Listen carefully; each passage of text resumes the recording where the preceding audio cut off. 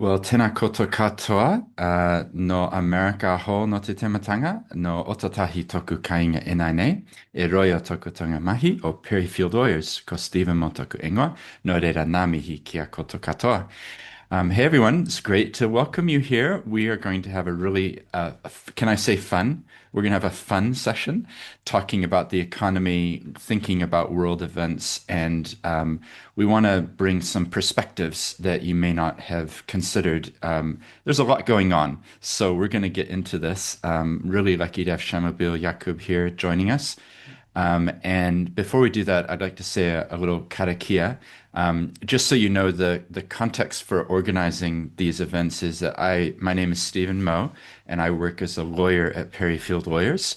And what we're trying to do as a law firm is just get out a little bit more and hear perspectives and share them with you. So instead of me having a conversation with Shamabil, which we do quite often anyway, let's put it out so other people can join in and we can share the knowledge.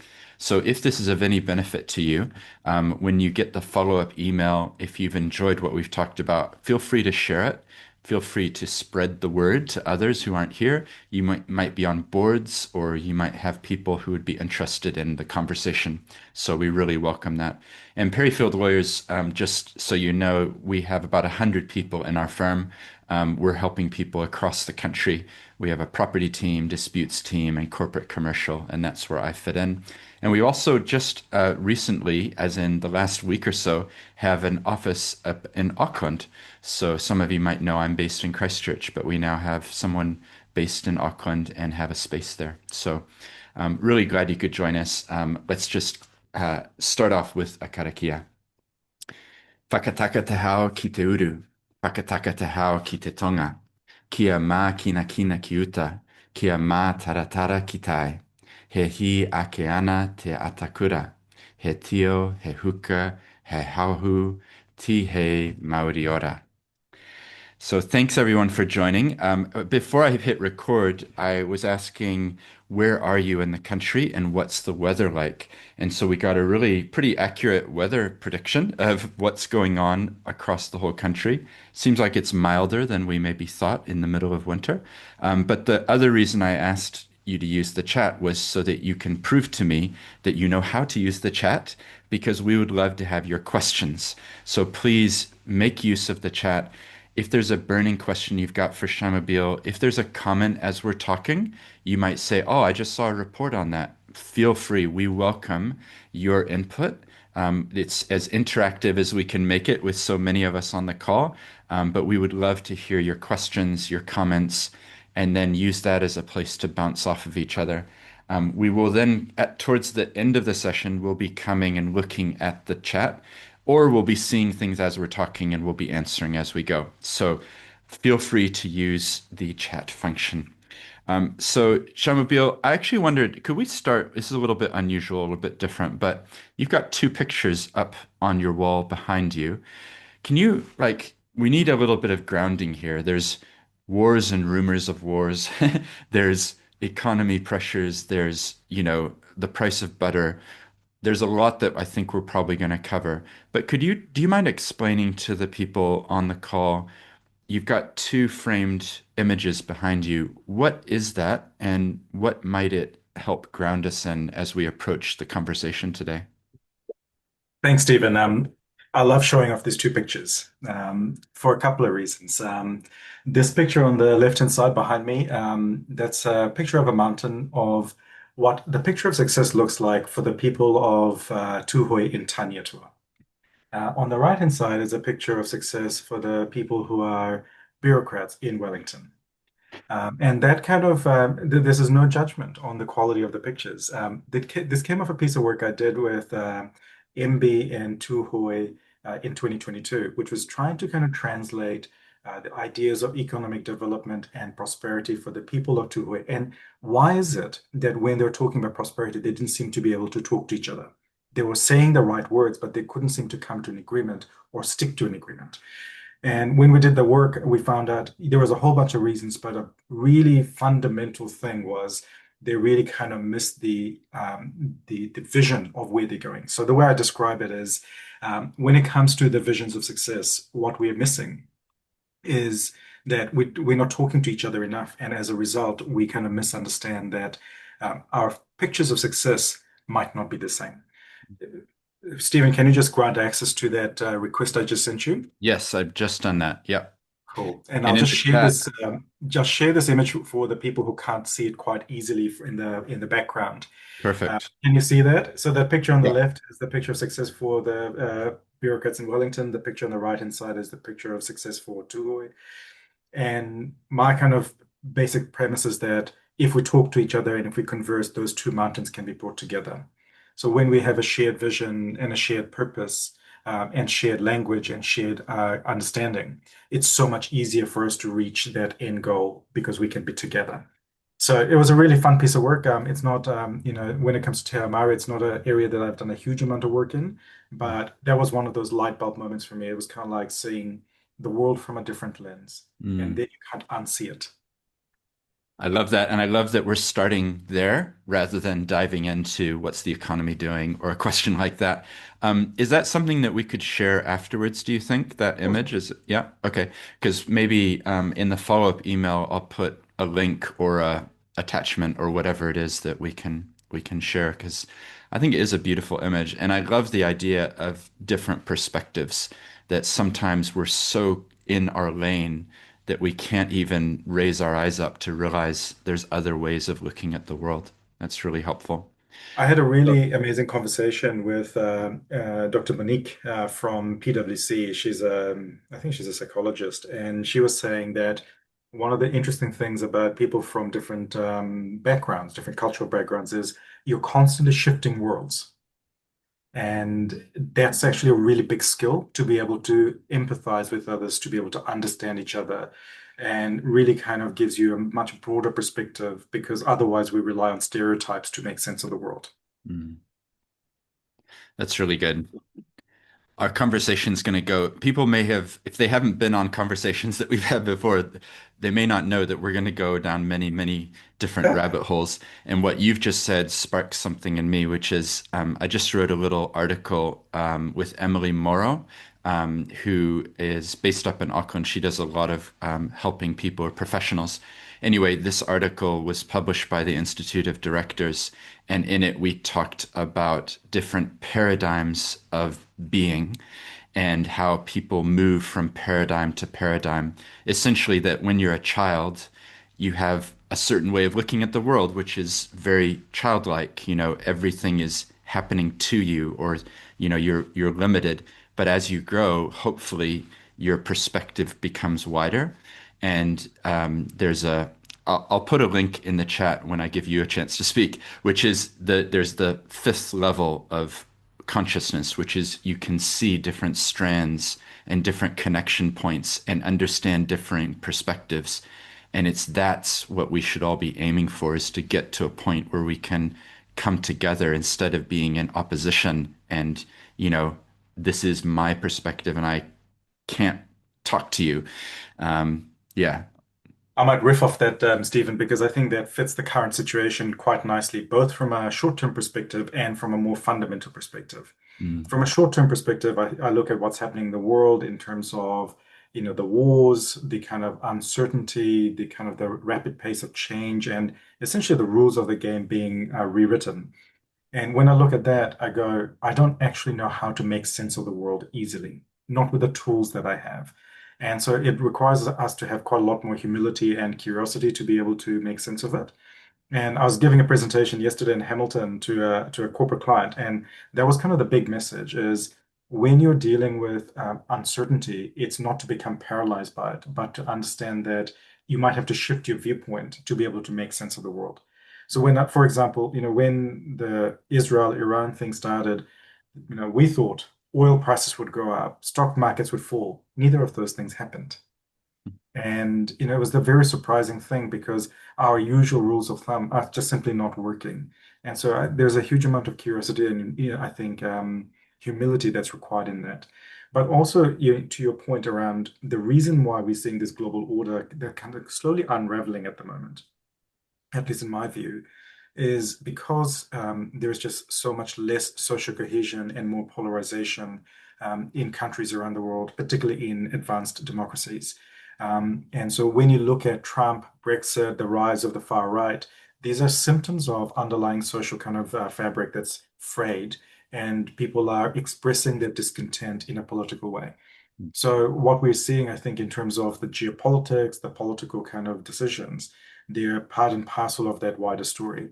So that wider perspective, and so just to kind of bring it together, I think we started with the idea of different perspectives, and those different perspectives are really important, both in our willingness to kind of see the world with, I think, humility and curiosity, because the world is really uncertain, but also to kind of make that positive and conscious decision to go and seek out different viewpoints and to engage with people, to converse with people, and to listen. Because I feel like this fraying of social cohesion is way more severe than it needs to be. Because I think we have a lot more in common than we give each other credit for. Because we're not talking to each other, I think it makes it very difficult for us to connect with each other.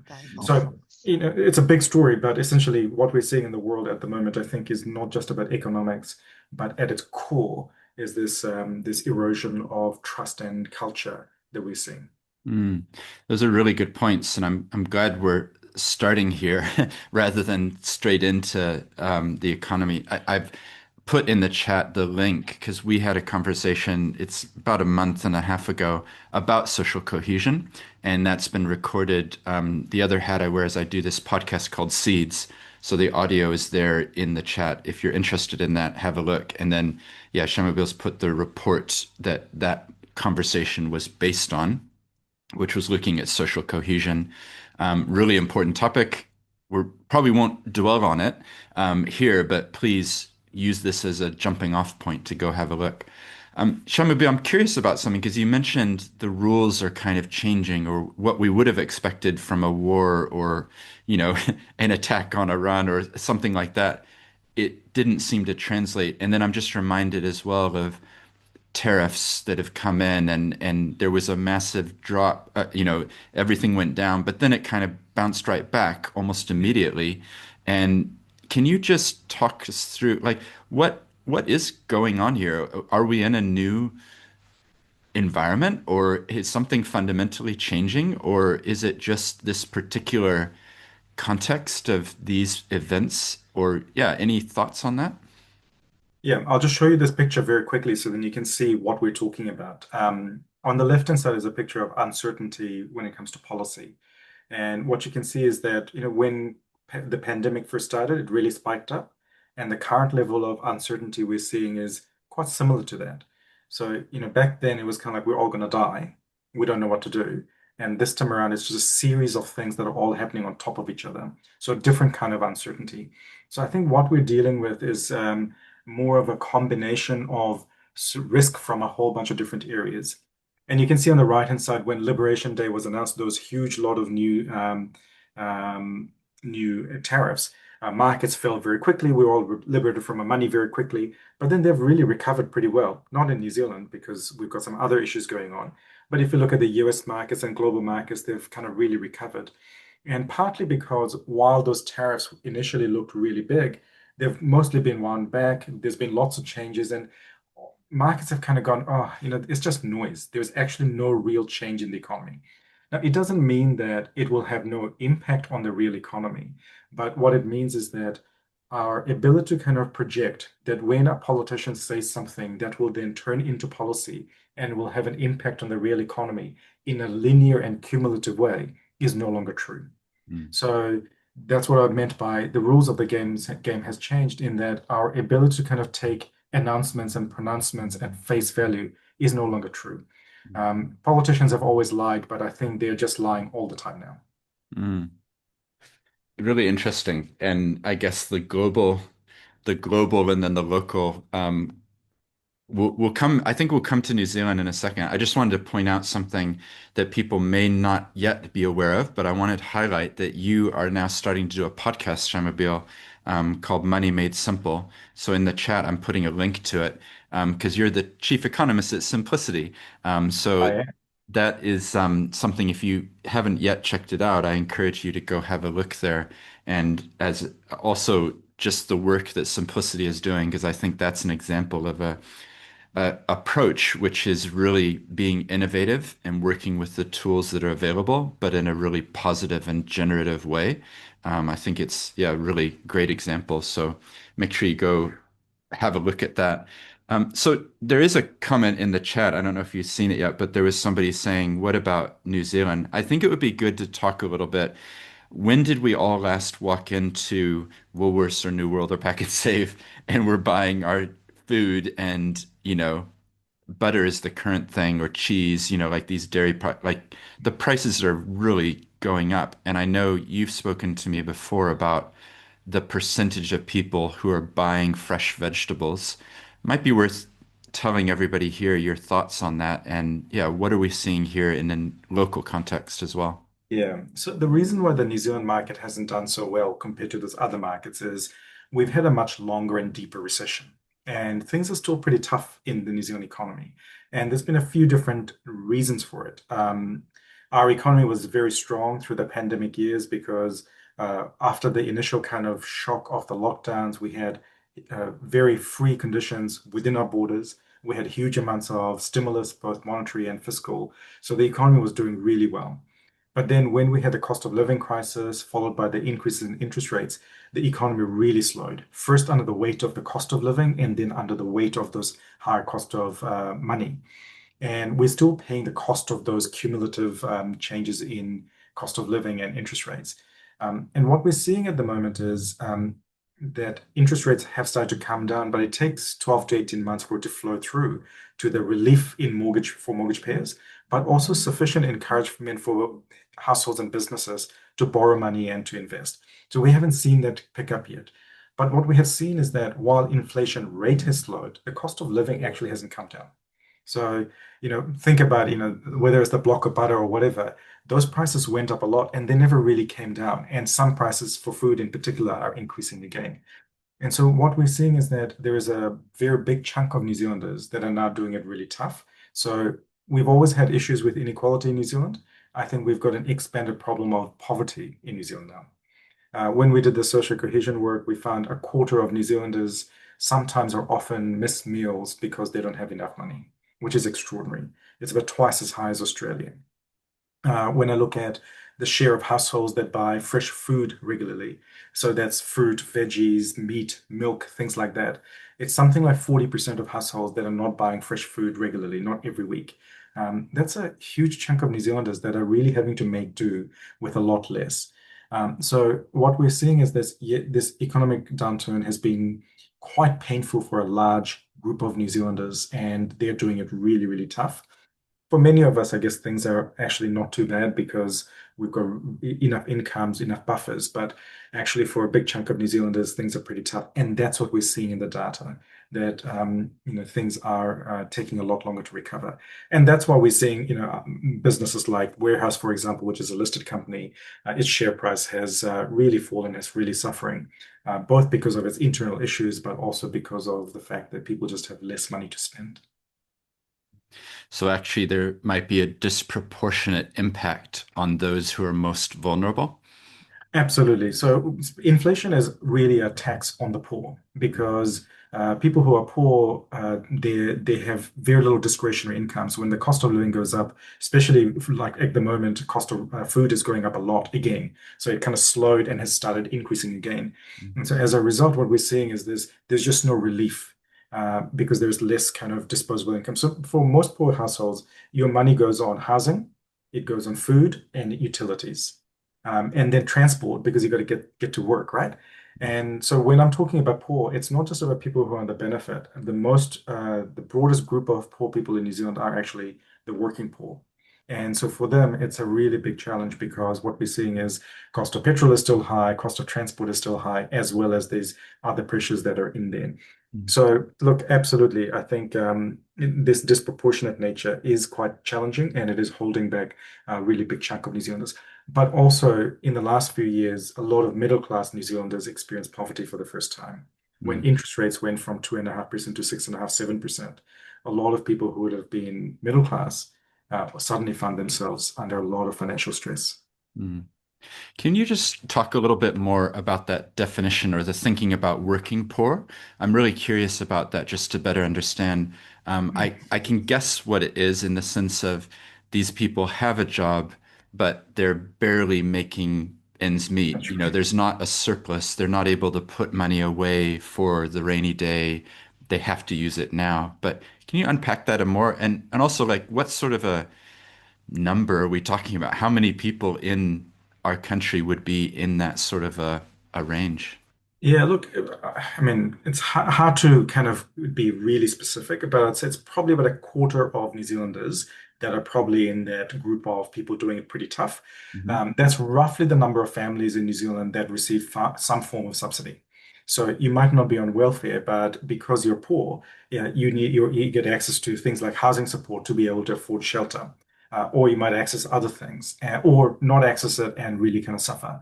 So the working poor is very much around people who are on jobs that are precarious. So in terms of the hours may be uncertain, or the regularity may be low, or the wages are poor and the working conditions are poor. So it's not widespread. It's not majority of New Zealanders, but certainly there is a big group of New Zealanders that are doing it pretty tough.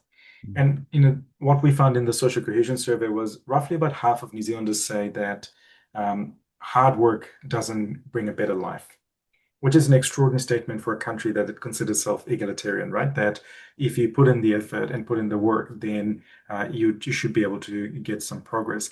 And I think that reflects that working poverty story, that there's a lot of people in New Zealand who are working pretty hard, but that still only gets you barely by. Yeah, and I think to be honest, it's probably a narrative that we don't talk about enough because and maybe even for those on this call, to be totally frank, we can afford to have a computer. We can take an hour of our day in the middle of the day and come and listen to this. But that working poor definition, it wouldn't take much to tip it over. It would take a job loss or a health issue Totally. or a whatever it is, and you would be there would be no reserves to call on. Totally. I mean, it can be something as simple as the car breaking down. Mm, So I did some work on problem debt some years ago, and one of the most common reasons why people fell into financial difficulty was because their car stopped working. But without access to the car, they couldn't get to the job. If they couldn't get to the job, they wouldn't have income, and everything would unravel. So you're absolutely right. So the challenge here is that we want to be a welfare state, but we don't want to pay taxes. You can't be both. You have to choose one or the other. You have to accept that there is a cost of having a welfare state that's sufficiently generous, that's able to look after this stuff. So I think there's a bunch of stuff that's going on here, which we probably won't be able to solve in the context of this call, but certainly a much broader conversation around, I think, public policy in New Zealand, but also I think a question about our values, because I think we speak a big game around our values, but I don't think we deliver necessarily in terms of how we behave and how we vote and how we spend our money. yeah, no, those are really helpful. We've got some nice comments in the chat, which I want to turn to. So keep your questions coming. We are looking at that and we will try to integrate it in, or we will get to it at the end of the call. I've got a friend, Sasha Lockley, who I think you know as well from Money Sweet Spot, and she is helping people out of debt in the sense of they have multiple credit cards, there's multiple hire purchase payments, so debt consolidation and Mhm. helping people. But I guess the volume and the need is really great. And that's echoed by someone in the chat has said the number of withdrawals from Yes. KiwiSaver on financial hardship grounds indicates that numbers are struggling financially. And then we've got a comment here. And this kind of touches on what you were just talking about. So let's use it as a chance to go a bit deeper. Is it all really just about the market? What about where and how government spends and taxes or doesn't to work on or manage social inequality? If most of us have little to spend and trickle down is not a thing, then how will we ever recover? Um, can I just say, when it comes to the problem debt stuff, so I did an evaluation for MSD a few years ago, and it was probably one of the most confronting things I've ever done in my life. I did not know the kind of poverty that people live in. The kinds of very extreme measures people were contemplating for very modest sums of debt, but they could see no way out. And so the kinds of work that those debt solutions providers do, including Sasha, It's extraordinary work because it's giving people hope and giving people a way out. So, it's a really important service. So I think there is an element of, people who can fall into these kind of really difficult positions. When it comes to the social policy side, I think there are two things. One is kind of around the types of work that we have. So actual work conditions, minimum wages, security of hours, quality of contracts. Those are things that we can improve with rules and regulations if we choose to. So there are various different ways it's done around the world. We tend to be quite on the loose side of things. So our Employment Relations Act is, I would say, on the side that favors work businesses much more rather than some of the conditions and quality of work in that sense. And then there is the other related piece, which is the welfare safety net perspective. So our welfare system, I think, over the course of the last 40 years has gradually been diminished. It's become increasingly less generous and more grudging, so it's more difficult to get. And once you get at the level of income that you get on welfare, ensures poverty, so it's really hard to climb out. So then we blame people for being poor, right? It's like you're a poor person, it's your personal failure for being poor. And so, but then we don't create the conditions for them to lift out of poverty because we know that you need the financial buffer to be able to lift out. So it's a big issue, but in my mind, it's we don't want to have poverty, but we also don't want to do anything about it. Yeah. And successive governments have found it very difficult. Even under the previous Labour government, they found it very difficult to actually progress social welfare policy. But it's not just one government, right? Our inability to endure these policy changes over time, so that it doesn't last the political cycles, because we don't have the consistency or consensus across the voting public to do it in a particular way. Yeah. And I'm reminded of an image or a story or a picture as you get some people who are going to run the 100 meters and you line them up and right, okay, there's six of you here, right here, but the two of you, you two, go back 20 meters more and then you're going to start the race from there. So it's like totally, the starting It's gun equity goes, issues. you're already way, way behind because of things that were outside of your control as well. So I think the reality is a lot of us were born into a privilege, which was simply a lack of, Lottery. yeah, like, did we deserve this somehow? And I think sometimes we leave, there could be a chance of leaving people behind. And I'd like to say the rising tide lifts all the boats, right? But the reality sometimes is different. And that kind of ties in with what Pam's put here. She says, I agree entirely with your comments about values, Shamabeel. We have a false sense of ourselves. We say ourselves as positive egalitarian. In fact, we are in reality judgmental and racist, which it actually strikes me because in that social cohesion report, you were talking about the attitudes towards immigrants, right? So there's many possible ways you may take this. I will leave it up to you, whatever you'd like to say in response. No, look, I think there is an element of that. It's not all of us, right? And I think this is the issue is I think our shared identity is probably less shared than we think. So while we have a lot in common, it's not across everyone. And I think there's a real tension here that I think some of the stories we tell ourselves are actually not backed by the way that we act, by the policies that we have, and the rules and regulations that we have. So this disconnect, I think, over time has become more glaring. And I suspect, a lot of the breakdown in political systems and political consensus that we're seeing around the world, including in New Zealand, relates to this fundamental kind of breakdown because people don't see that what people say is what people will do. That there is this kind of disconnect, and I think we see this with the politicians in particular. Again, not about this specific government per se, but successive governments. The words are very grand and they're very hopeful and positive, but the actions and the executions don't seem to follow. And that makes it very difficult to retain trust and confidence in the system. But then when you lose the confidence and trust in the system, we're unable to make these changes. And I think that's kind of where we keep going back to is because we don't actually have a shared value that's clear and articulate. We say that we're fair, but we don't describe what that fairness might look like. So in New Zealand, the fairness for one group is, I don't pay too much taxes, and for the other group, it's we pay enough taxes so people who are not well off are looked after. And so those are actually not compatible views of fairness. And so we're not actually united in a view. So I suspect it's more to do with that fundamental misunderstanding of values and purpose that's causing our inability to kind of decide on whatever course of action we want as a country. Mm. Yeah, no, that's really helpful. It also strikes me, and you're a great economist to talk to, because many economists, I think, would all be about the numbers and about, well, what's the interest rates or what's the GDP? But I have always gotten a sense from you that it's not just about the numbers, it's about the people, and it's about what's happening in lives, that there's well-being as a thing that we should care about, not just how much money did this person make and therefore what was their tax rate.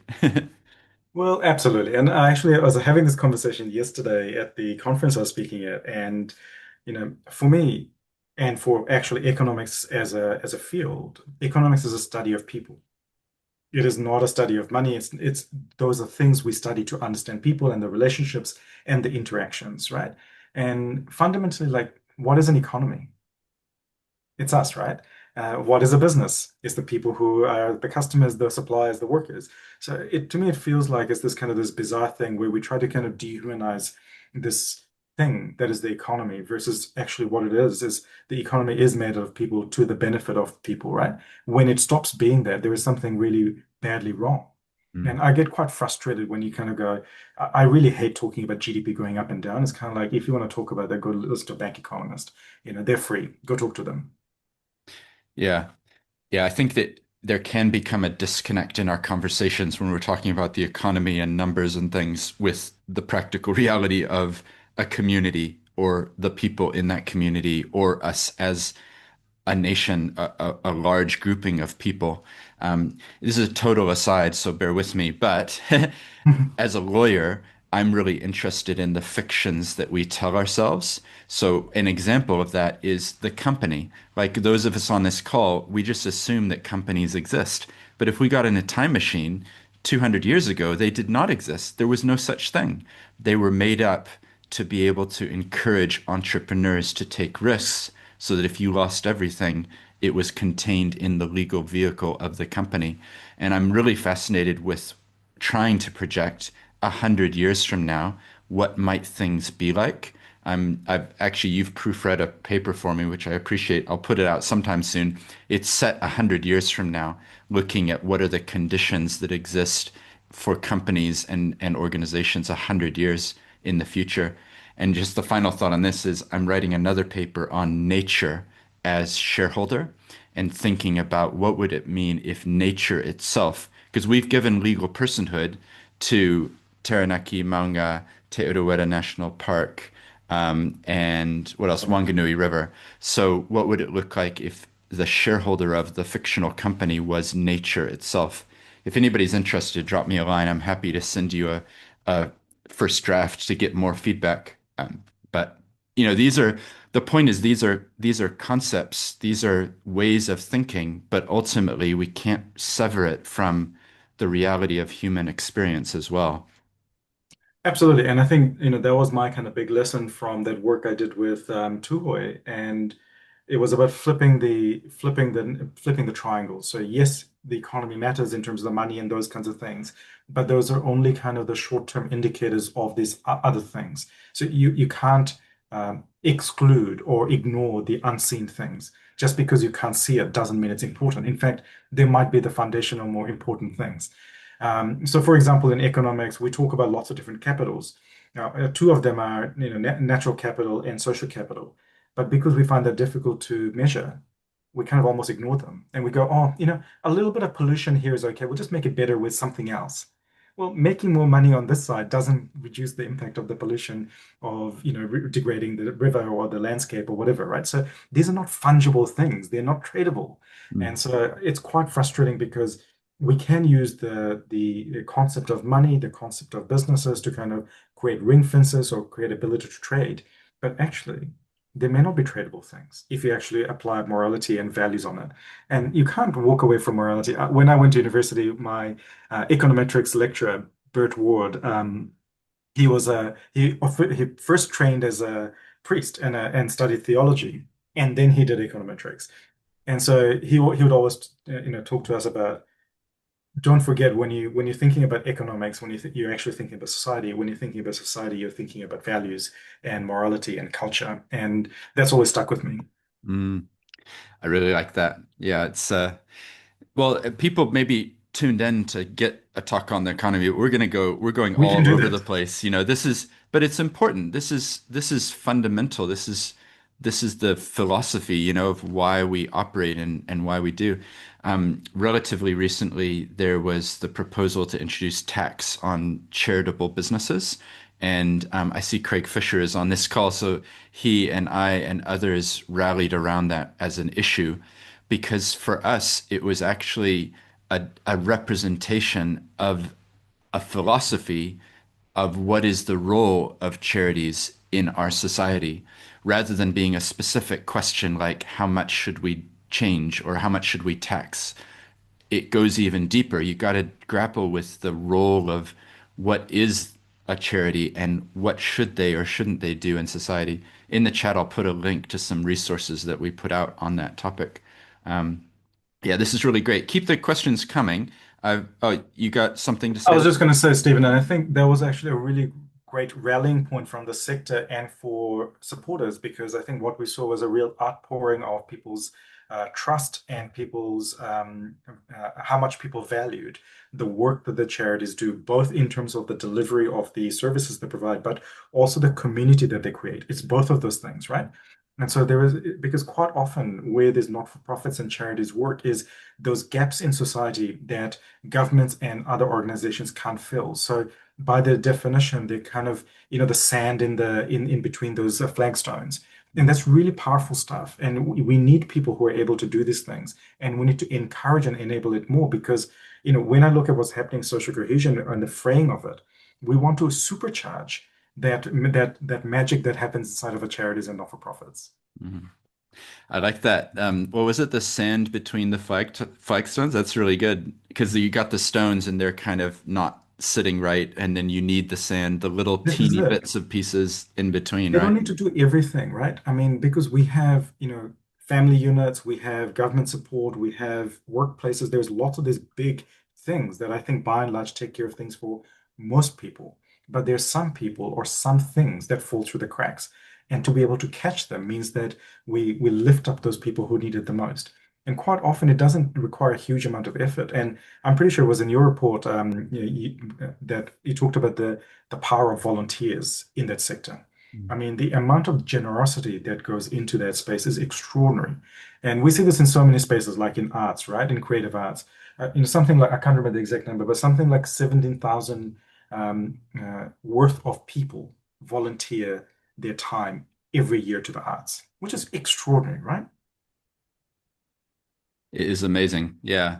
And in the chat, there's some good, as people are dropping links to other things. So there's other paradigms of thought there. Sally, thank you for putting a link there to Wellbeing Economy Alliance, and some other people put some different things. So explore, check these things out. There's a lot of good corridor happening.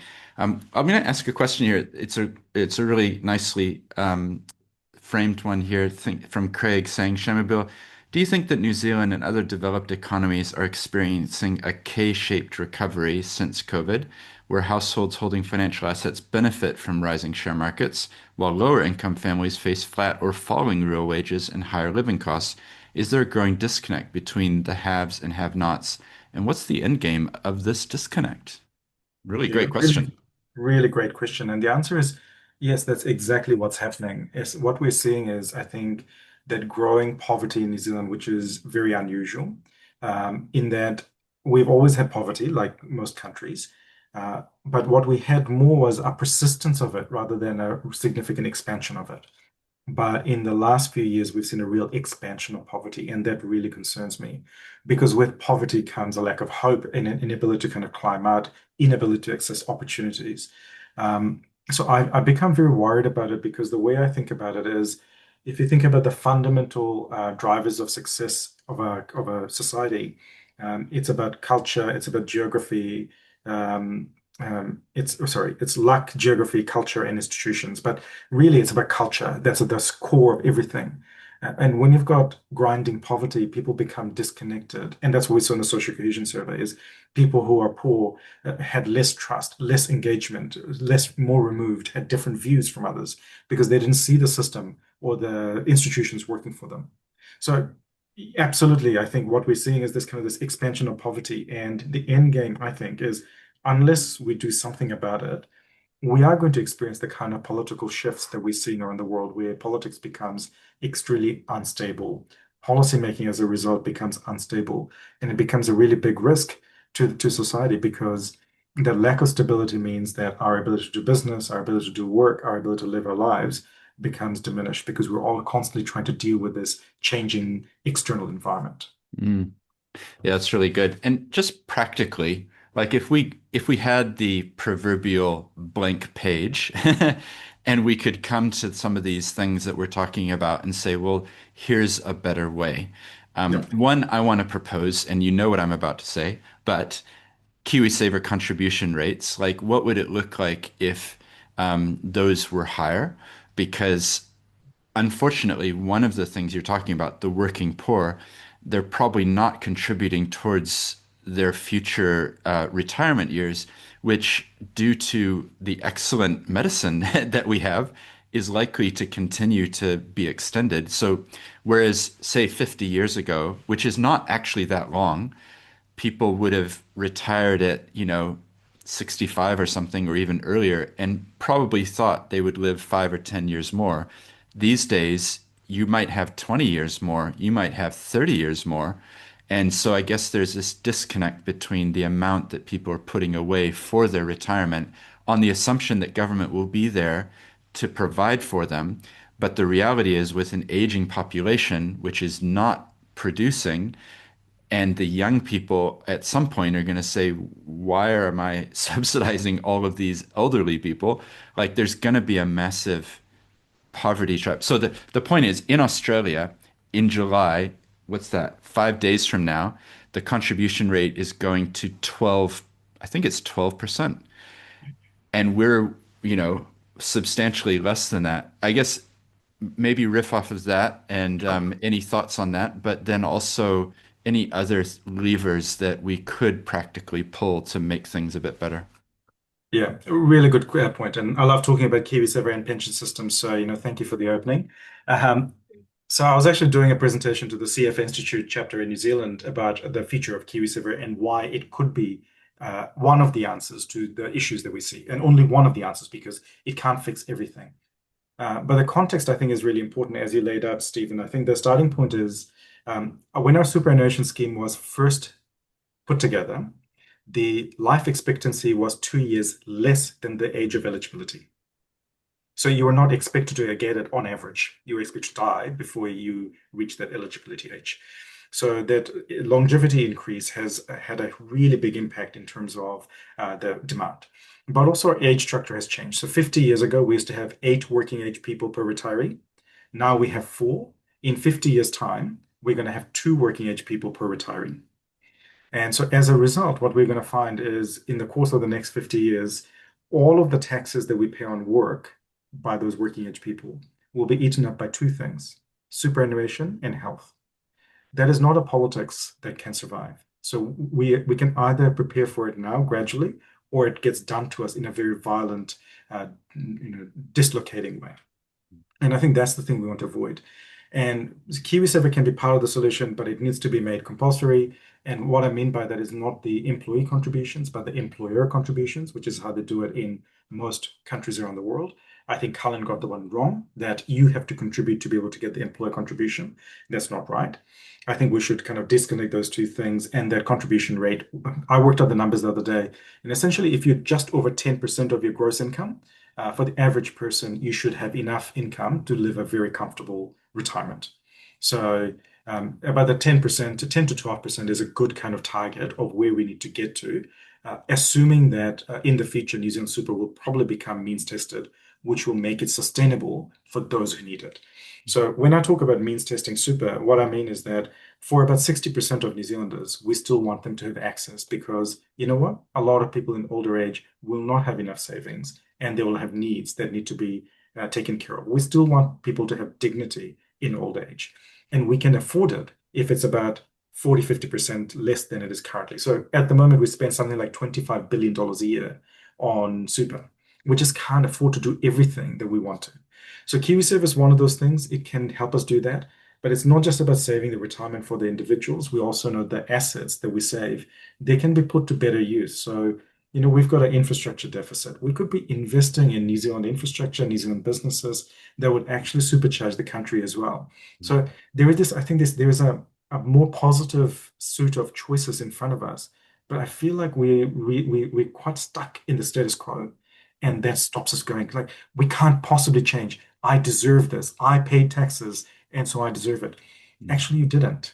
None of us have paid taxes for a future super. We're paying taxes for the people who are currently getting the super. So, I don't know, long-winded answer, but the whole issue of the New Zealand pension system is it's currently a complete Ponzi scheme, and we're can kicking, and we're essentially saying we'll let our grandchildren make decisions that much tougher than the ones we're willing to contemplate today. Well, yeah. I mean, that's why I like having conversations with you because we can go beyond the headlines and we can have really deep discussions. Just to emphasize one thing you're saying, because it really strikes me as completely logical once you articulate it, is if there's billions put aside into KiwiSaver, and if those who hold the money decisions about that KiwiSaver were to invest it with a longer term foresight than how much financial return will I get, that's still important. I'm not saying don't consider it, but Fiduciary duty you is know, absolutely. we know that there's a housing deficit in this country, and this is something that Shanmugam and I know you agree because we were on a board together for a number of years. We know there's close to 30,000 people on the emergency housing list right now as we're talking. This is people living in motels and cars, and is that the society we want? So anyway, if these holders of the future billions and billions of dollars of KiwiSaver funds invest strategically to meet those needs of, for example, housing, then it's a win-win because they're able to generate financial return and meet a societal need. So that's what I'd love to see more of. And the disclaimer here is I'm the chair of a company called Community Finance. So we've come out with essentially a option for funders to get money to community housing providers. So far, we've raised $265 million in the last 4 years. People are surprised when I say that, but it's a lot of money. It's $250 million.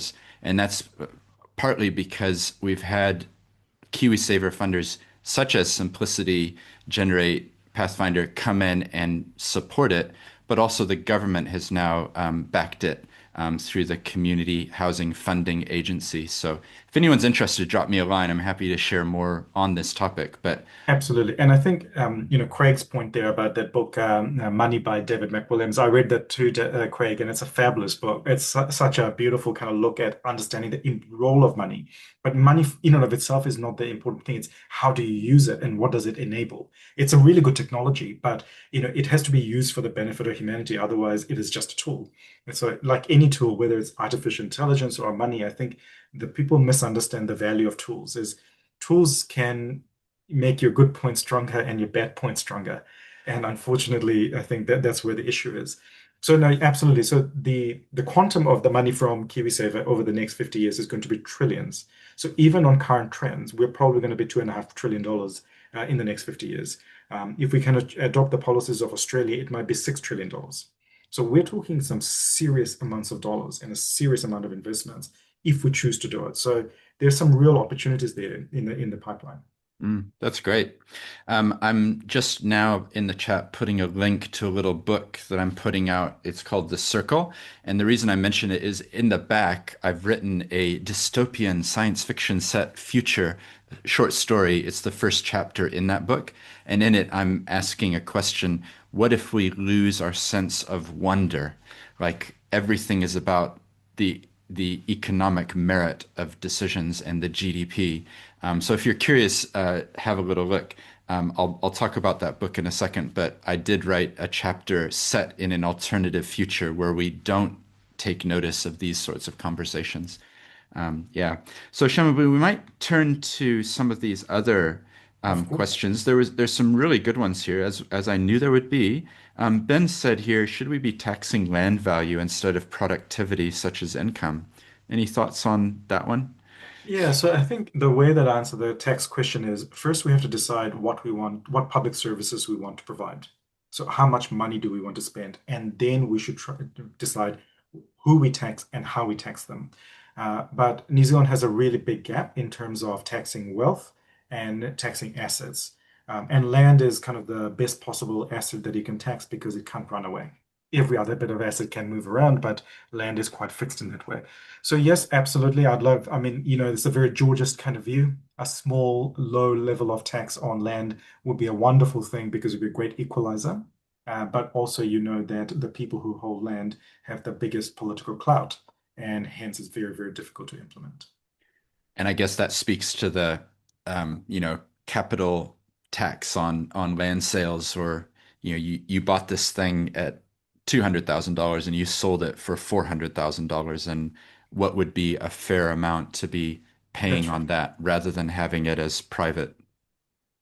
Well, I mean, there's two things there, right? So, Stephen, one is the kind of the change of value. So when there's a change of use, the way that I conceptualize it, and you're a lawyer, so you'll be able to tell me if I'm right. The way that I conceptualize it is when you get a change of use of a piece of land, the society has just gifted you a whole bunch of additional property rights, which you didn't hold before. All of a sudden, this piece of land now has additional property rights, and hence there's been a transfer of value from society to that holder of that land. But we don't tax that transfer, right? It's just a gift. And I think that's a really big problem. So I don't have a problem with having capital gains because you've done some work on it and you've made a better farm. Maybe that's a good thing. But when it's simply a gift from society through planning gains, I think there's a really big problem because essentially what we're saying is we're giving you additional property rights and you can have all of it. Even though we know that, for example, when we upzone rural land to residential land, it needs infrastructure and those kinds of things, and those costs fall on existing rate owners or future generations rather than the people who were essentially gifted that additional value in uplift. So I think there's some really big issues there. And then there is the land tax idea, which is just a low level of tax. For example, 0.5% tax on the value of your land every year. And that's a slightly different thing. So one is around that uplift, and the other one is around just the base level of tax that creates a consistent source of income that gives you the ability to kind of pay for public services. Yeah, that's really good. We've got a couple more comments here, so we'll get to as many as we can. There's a really good one here from Chris saying, the more I listen, the more I realize some of the puzzle is about the stories we tell and live by, which means an important question is how do we change the stories? And I wonder how we can do that. So, yeah. Well, I think it starts with the conversation we had about those two mountains. And the reason I showed you those two mountains, because to me, those are the narrative endpoints, right? So those are the mountains that we are driving towards. And I think the way to converge those views of the end goal, of the ambitions of us as a people, can only come together if we have positive engagement with each other. And what I mean by that is being able to converse with each other, being able to understand each other's viewpoints, and then being able to create something that's shared. Now, it's very utopian, right? But we can't all go and meet all the other 5 million people of New Zealand. But if we're able to come together in some way, in some forms, I think it would help. One thing I'm really keen to try and get off the ground is Citizens Assembly on one big topic, like superannuation. And I'm pretty confident, given what's happened in citizens assemblies around the world, is even if it's a really big decision, once people have the ability to have their views heard, seeing those solutions being responsive to those views, they can form together a consensus that's enduring, that will actually be a sustainable, workable end goal. That's because they've created a shared vision and a pathway to get there. So a long-winded answer, but to my mind, I think at the moment our views are diverged. We are, I think, aiming at different mountains. I think our visions of success are different, and as a result, our paths don't cross. And we have to work hard to be able to bring that together. That can only happen if we're conversing with each other. Yeah, I totally agree. And one of the things is to have more of these types of conversations as well, because we've touched on a lot. It's been a really rich conversation. So maybe I do have an ask of all of you who are listening, like if this has stimulated you in any way, would you be willing to forward the email I'm going to send later, which has a link to the recording, and say, hey, you should listen to this, because that's how we can amplify these sorts of conversations, rather than we've got a lot of people on this call, but it would be great if it can go out and actually have even more impact. But that requires some action, probably 30 seconds of your time to hit forward, but it's a request, it's an ask. Like let's try to spread the word. If we hear conversations, let's amplify what others are doing where we can, because I think that's a superpower that we too often ignore.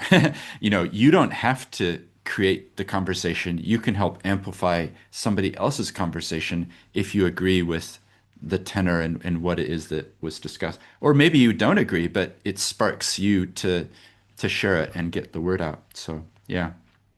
Well, we're coming to an end here. It's been really, really rich. If people want to find out more about things, we'll put some links in a follow-up email. And I'd encourage you to check out Simplicity and the podcast that Shamabil's doing. It's really, really great. Here at Perryfield Lawyers, we're trying to present conversations like this. Shamabil, maybe in a few months we can chat again on another topic. I'm also really interested in that citizens discussion type idea and what it would take to catalyze that to happen. Um, Just needs money. So I wouldn't do it myself. So Anne Bardsley from Auckland University, she's absolutely fabulous. So I'm talking to a bunch of funders. Hopefully we'll get the money together to at least run a small trial. But a proper full-scale one costs a lot of money. It would be so much fun to be able to do this, just to actually show New Zealanders that we actually have a lot in common. And that when we come together, we can reach a consensus, even on the thorniest of issues. Because I think we still have the capability to do that, but only if give people the opportunity rather than letting the conversation being dominated by ideological political leaders. It's really great. Well, I think probably you'd have a lot of people on this call who would be supportive and be interested. And yeah, if we get more information, we can work out how we can help to catalyze it to happen. Because yeah, I think that's the type of conversation we need to have. We need to get into non-partisan discussions about the issues that matter. And instead of it being, well, that's a particular color's agenda, or that's a different color's agenda. Why don't we have a discussion about the foundational points and leave those things at the door? That's the only way I think that we'll actually get real change. We got to do things together. Yeah, absolutely. I think for me, political confrontation should be about us, a fight about the best solution, not about if there's a problem. Yeah, it's great. So Shamabua, if it's okay, I'll just take a second to mention a book that I put out. So it's, as you know, last Friday we had Matariki, and it felt to me like it was, part of Matariki is the time of new beginnings. And so it was a timely moment to put this little book out called The Circle, Careers with Impact. And it's basically very short, 50 pages, and it's my reflections on the career that I've had so far. I've been working as a lawyer for 25 years now, and it's just insights and observations about things like, why do we talk about work-life balance, implying that work is bad and life is good, when actually we could have a better conception thinking about the work as important parts of who we are. So I've put the link in the show notes if you're in the chat, and it will be a link. I sent it in the invite as well.